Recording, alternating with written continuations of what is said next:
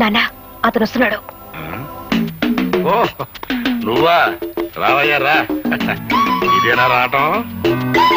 తమరు చెయ్యి మాసిపోతుందేమో. ఏంటి ఈ ఊళ్ళో అందరికి నువ్వు హార్మోనియం నేర్పే గురువు అంట? అదేదో హాబీగా నేర్చుకున్నానండి. అది ఈ వేళ ఉపయోగపడుతుంది. మనం అలా కూర్చుని మాట్లాడుకుందామా? ఏ కూర్చోకుండా మాట్లాడలేవా? దాందే ఉందండి. కావాలంటే నడుస్తూ మాట్లాడగలను, పరిగెత్తుతూ కూడా మాట్లాడగలను. Hello, good morning. అసలు మీరేమిటి, మీ వంశం ఏమిటి, ఎలాంటి వంశం మీది? మీ తాత ముత్తాతల గురించి మా హిస్టరీ మాస్టర్ ఎప్పుడు చెప్తుండేవారు. ఇకపోతే మీ నాన్నగారి గురించి. నా గురించి నీకు ఇంకా బాగా తెలియదు. నా గురించి మీ అమ్మాయి గారికి బాగా తెలుసు కదండి. తీసుకో అమ్మాయ్యా. మొత్తానికి నువ్వు చాలా తెలివైనవాడయ్యా. మీరు ఇలాంటి విషయాలు చక్కగా కనిపెడతారండి. ఈ విషయం కొంచెం మా నాన్నగారు చెప్పండి. ఆయన నాకు మనుషుల్ని వాయించడం, హార్మోనియం వాయించడం తప్ప వేరే ఇంకేమీ రాదంటారు. అన్నట్టు వాయించడం అంటే గుర్తుకొచ్చింది. మా అమ్మాయికి హార్మోనియం ఎప్పటి నుంచి నేర్పుతావు? దాందే ఉందండి. రేపు శుక్రవారం, పైగా ఏకాదశి, చాలా మంచి రోజు. రేపటి నుంచే నేర్పించడం ప్రారంభిద్దాం. సరే, పొద్దున్నే సజ్జనం తినేసి హార్మోనియం పెట్టి భుజానేసుకుని వచ్చాయి. మా అమ్మాయి హార్మోనియం నేర్చుకుంటా. అబ్బాబ్బా, అక్కడే వచ్చినట్టు చిక్కంతా. అనవసరంగా నేను మా నాన్నగారు గౌరవనీయులం అనే పేరు సంపాదించేసామా? మరి మాలాంటి గౌరవస్తులం మీ ఇంటికి వచ్చి నేర్పిస్తే అది మీకే చిన్నతనంగా ఉంటుంది. కాబట్టి పొద్దున్నే మీ అమ్మాయిని మా ఇంటికి వచ్చామానండి. ఆ చద్దన మీద నేనే తెరిపించి హార్మోనియం నేర్పించడం మొదలు పెడతాను. ఉంటాను. ఏంటి, మా అమ్మాయి మీ ఇంటికి వచ్చి హార్మోనియం నేర్చుకోవాలా? ఎవరితో మాట్లాడుతున్నావో తెలిసే మాట్లాడుతున్నావా? ఏమిటి నాన్న నీ కంగారు? అతను అన్న దాంట్లో తప్పే ఉంది. మనలాంటి ధనవంతులు ఇలాంటి వాళ్ళ ఇంటికి సంగీతం నేర్చుకోవడానికి వెళితే అది వాళ్ళకి ఎంత గొప్ప.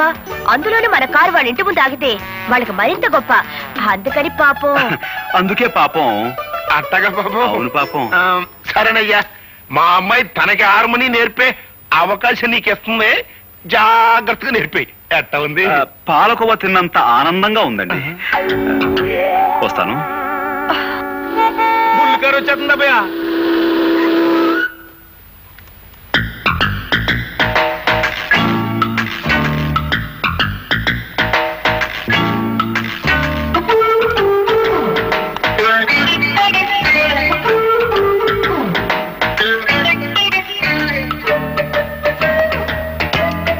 అలా కూర్చోండి.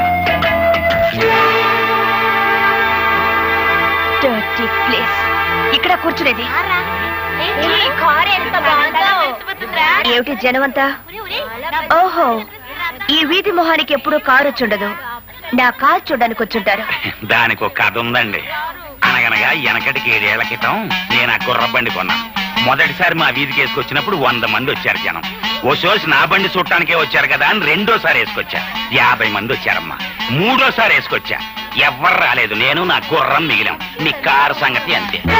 ఏమిటా బాబుడు? నువ్వింక వాయించడం మొదలెట్టబ్బాయా? అవును, మీ తాత ముత్తాతలే కాకుండా నువ్వు మీ నాన్న కూడా చాలా గౌరవమైన వాళ్ళన్నావు. కనీసం కుర్చీ వేయాలనే మేనర్స్ కూడా తెలీదా? మేనర్సా?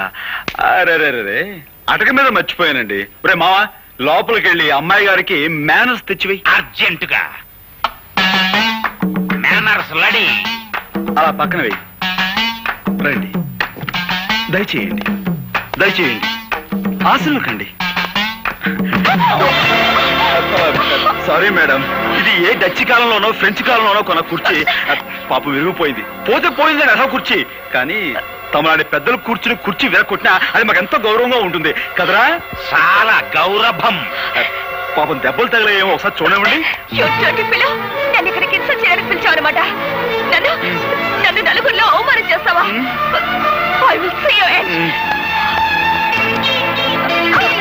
ఏంటమ్మా, నువ్వు నా ఎండ్ చూస్తావా? నా బీనింగ్ చూడలేదు. ఎండ్ నువ్వేం చూస్తా?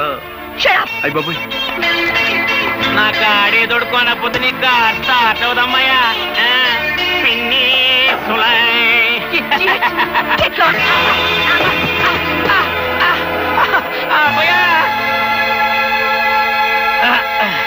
అది మా పెద్ద దెబ్బ కొట్టింది. ఎంత పొగరు మొద్ద చూసావా అబ్బాయా?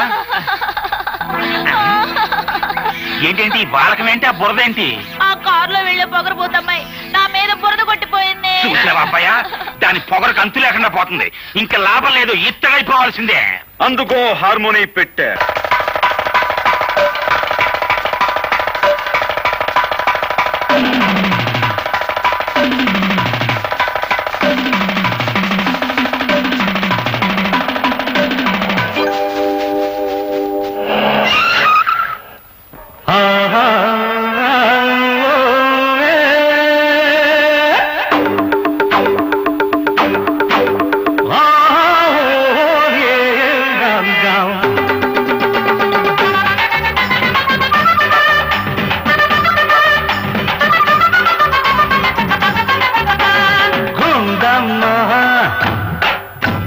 బండి దిగి రావమ్మా బుచ్చమ్మ,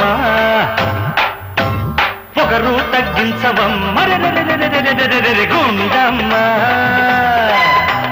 బండి దిగి రావమ్మా బుచ్చమ్మ, పొగరు తగ్గించవమ్మ. నీ బుజ్జి కారుకున్న నట్టు లూజు టైటు చేయక వదలనమ్మడు. నీ అబ్బ డబ్బులతో నాలాంటి గురుడు నీకు దొరకడమ్మడు. నీకు పాఠాలు నేర్పించనా, ఊళ్ళో ప్రోగ్రాము నేర్పించనా. అరే గుండమ్మ, బండి దిగి రావమ్మ బుచ్చమ్మ, పొగరు తగ్గించవమ్మా.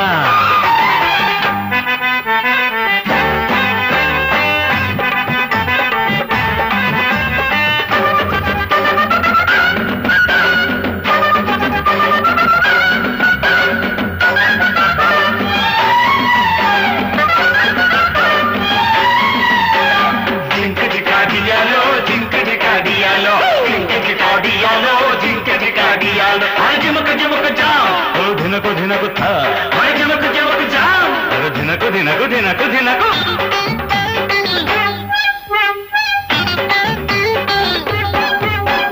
హార్మోని అంటే నీకంత అలుసా, ఎట్టా వాయించాలో నీకు తెలుసా. ఆ చేత్తో గాలి తిప్పి ఆడించాలి, ఈ చేత్తో మెట్లు నొక్కి పాడించాలి. తాళాల చప్పుడుకే చెవులు మూసుకుంటే ట్యూను కుదరదమ్మడు. ఆ పక్క ఈ పక్క దరు ఉంటేనే ఆటకి అందవమ్మడు. నీకు సంగీతం నేర్పించనా, టీవీ ప్రోగ్రాములు పిల్చన్నా. ఓ అరే గుండమ్మ, బండి దిగి రావమ్మా బుచ్చమ్మ, పొగరు తగ్గించవమ్మ.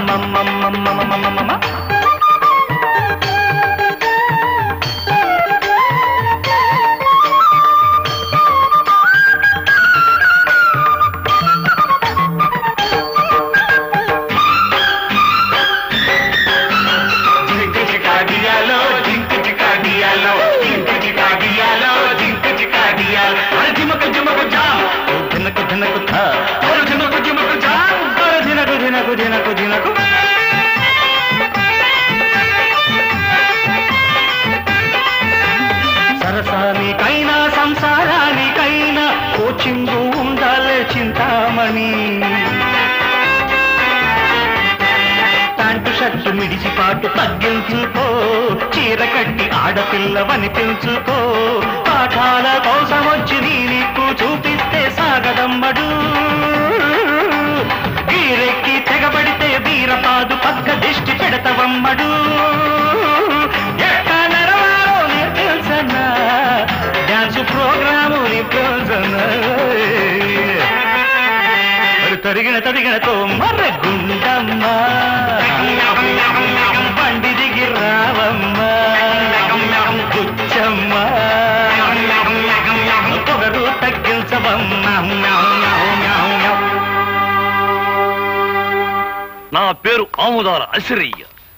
నేను ఈ ఊరికి దంగేరు నుంచి వచ్చిన ఇన్స్పెక్టర్ని అని మీ అందరికీ అండర్స్టాండింగ్ అయిపోనాదని నాకు అండర్స్టాండింగ్ అయిపోనాది.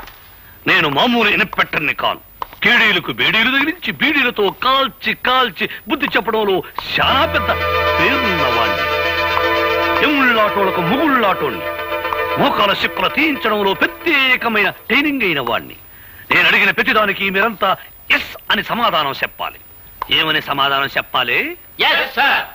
నేను చాలా స్ట్రిక్ట్ ఆఫీసర్ని. ఎంత స్ట్రిక్ట్ ఆఫీసర్ను అంత ఎదవనాయాలి. సెటప్. దీనికి నో అని చెప్పాలి. నేను క్వశ్చన్లు అడుగుతాను, ఆన్సర్ టు ది క్వశ్చన్లో. ఈ స్టేషన్ అంతటికి సీనియర్ ఫెలో ఎవడు? Who is senior fellow? నాకు ఈ ఊరి ఇస్త్రీ అంతా కావాలి. నేను అడిగే ఒక్కొక్క క్వశ్చన్కి సరిగా సమాధానం చెప్పు. ఈ ఊరంతటికి రిచ్ ఫెలో ఎవడు? శ్రీమాన్ సూర్యచంద్రరావు గారండి. ఈ ఊళ్ళో అతి మిక్కిలి మిక్కిలి పలుకుబడి గల వ్యక్తి ఎవడు? శ్రీమాన్ సూర్యచంద్రరావు గారండి. పోలీసు వాళ్ళకి యాలకు ఉపయోగపడి వాళ్ళని యాలకి ఉపయోగించుకునే బుర్ర వ్యక్తి ఎవడు? శ్రీమాన్ సూర్యచంద్రరావు గారండి. ఈ ఊళ్ళో పచ్చి ఎదవ కేడీనాయాలు ఎవడు? శ్రీమాన్ సూర్యచంద్రరావు గారండి. అన్నింటికీ ఆల్ ఇండియా రేడియోలో ఆడి పేరు గడగడగడగడ మోగిపోతుంటే ఆడేదో పెద్ద పొగరుపోతాయి ఉండాలని నా మెదడుకు ఐడియా వస్తా ఉండదే. పోలీసు వాళ్ళ దృష్టిలో పొగరబోతు అతను కాదండి, గోపి అని ఒక మునగాడు ఉన్నాడండి. వాడికి రెండు విద్యలు తెలుసండి. ఒకటి హార్మోని వాయించడం, రెండు హారి చేసిన వాళ్ళని ఎడలపెడ వాయించడం. అబ్బా భలే వాయిస్తాడండి. అంత మునగాడా? అయితే ఆ అవరాగడ సంగతి త్వరలోనూ చూసుకుంటాను.